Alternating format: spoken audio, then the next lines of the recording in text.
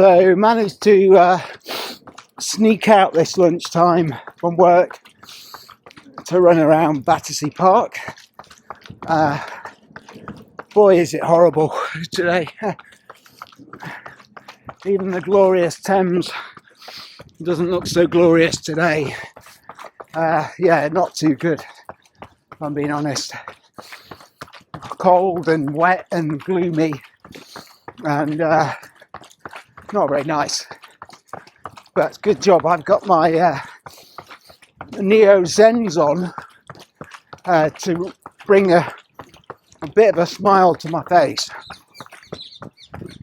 And why are they bringing a smile to my face? Well, because they are the softest gunslinger in town at the moment, by a mile. And my legs need a bit of softness, to be honest, after the high mileage of the last few days. So I can see the Neo Zen fitting really well into my rotation going forward. It's a beautifully soft cushioned bouncy ride, one that I'm really enjoying at the moment. So I'm not feeling any problems with stability, which I thought I would.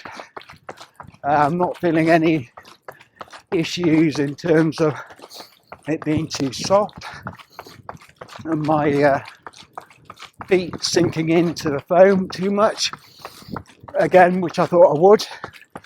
I'd read some pretty damning reviews of this shoe, some good ones as well, but some which basically said it zapped all your energy, you sank into the foam, you can't pick up any speed in it, that kind of thing. And so far I'm not feeling that at all, and I suppose it just goes to show that you should be open-minded with these reviews that you get. They're obviously a person's preference, and so somebody who's used to firmer shoes, that likes a firm ride that like throws you forward in a kind of harsh way, because they're used to that, may not like this shoe. They may see it as energy sapping. People who literally every run they do, they go full tilt and don't do like a lot of slow running. You know, they may not like this shoe as well, because I do think its sweet spot are those easy runs. And you do get people, you know, when they go running, I used to be one of these people, so I know, that never do easy runs. They're always looking to push themselves. And that was me probably 2 years ago, before I realised at my age that's not sustainable. Oh, it's horrible. Horrible weather. Absolutely horrible. So yeah, not sustainable really. You eventually get injured, and you've got several weeks off, and all that good work you were doing, you know, counts for not a lot. Whereas now, I do a lot more easy runs, and I run every day. So I used to run 3 times a week, and every time I'd run, I'd hammer it. There'd either be intervals. Talking of which, we're going to pass the track, and somebody looks like they're doing their intervals there. Look, there you go. Well done, mate. You know, there's nothing wrong with that approach, but I think it is a young person's game, really. I think as you get older, you're a lot more prone to pulling muscles and really, if you overstretch, you're hurting yourself. So you have to be a bit more careful. And that's why I think, for me, doing 80% of my runs easy and then 20% hard works a lot better. It's not just me saying that. I think there's a lot of theories which say that is a good way of operating. And that's why shoes like the Neo Zen and the Nova Blast 5 and the More V5, that's why they exist, right? For these easy runs. The thing I like about this shoe is when I want to pick up the pace a little bit, it allows me to do that, like the Nova Blast does, 5. And that, for me, is a sign of a good shoe. And maybe it's because I'm light enough, or maybe it's my foot strike, I don't know, but I'm not sinking into this shoe. It's really working with my foot strike, and it's bounding me along, and I'm getting a nice, I wouldn't go so far as say toe spring, but I feel like my toes are doing some work in this shoe, and I wouldn't go so far as saying ground field either, but they definitely give the illusion that you've got some ground feel, and you don't get that so often with these max cushion shoes. So I don't get that in the Nova Blast. I certainly don't get it in the Super Blast. So yeah, I like that because it's different, and I think having a shoe that's a bit different in your rotation is actually very good for you. So what I'm really saying is for £130, I think you're getting a really nice upper, a decent outsole, good rubber coverage, and an amazing foam that is so soft and not so much bouncy, but it absorbs all the impact of your run. But you don't sink massively into it, like some people are saying. Well, at least I'm not.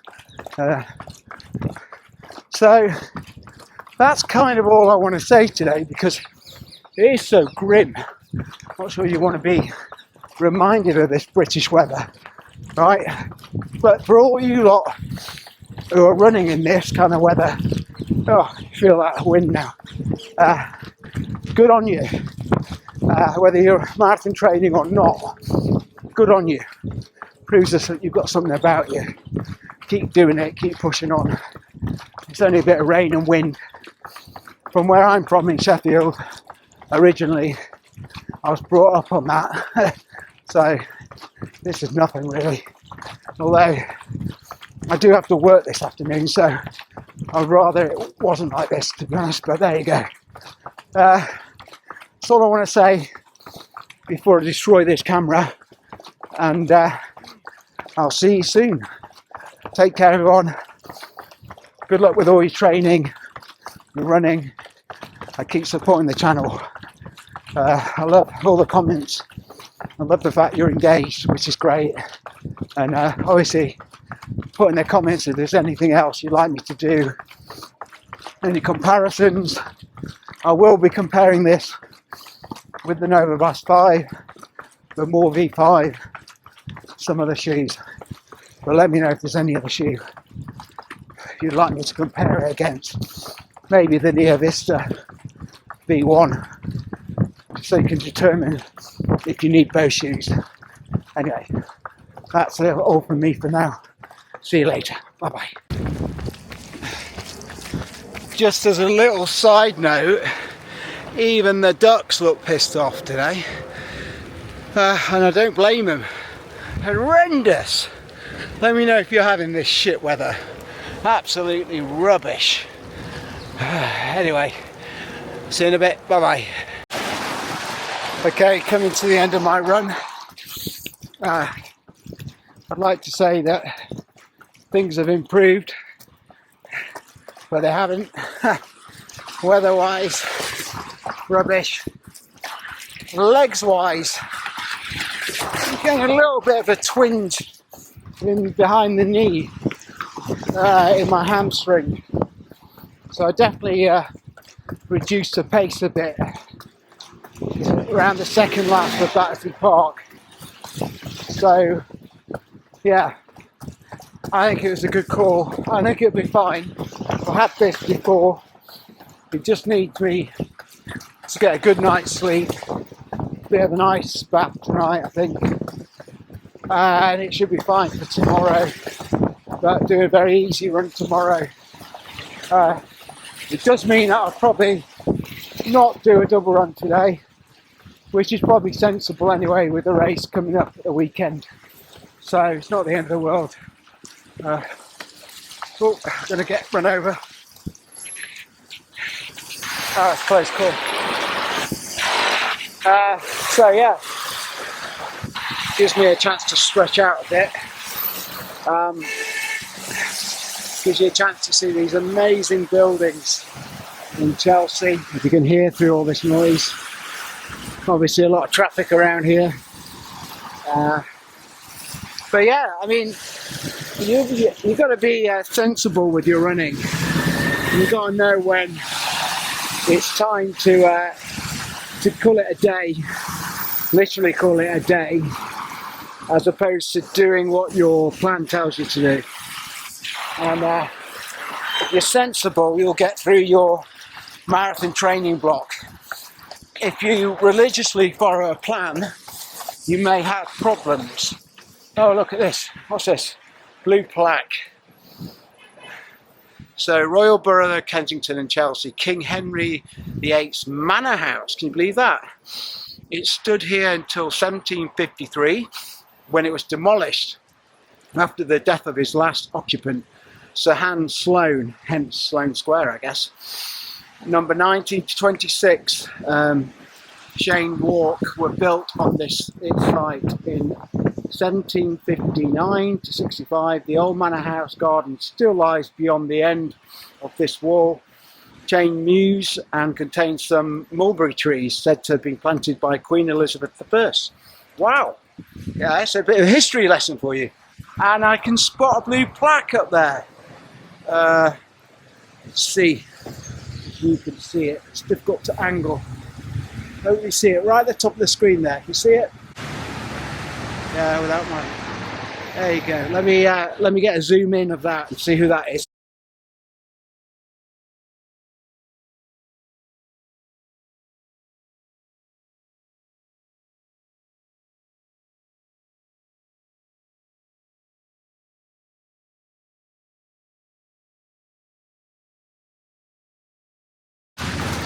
I think I saw the word Damon.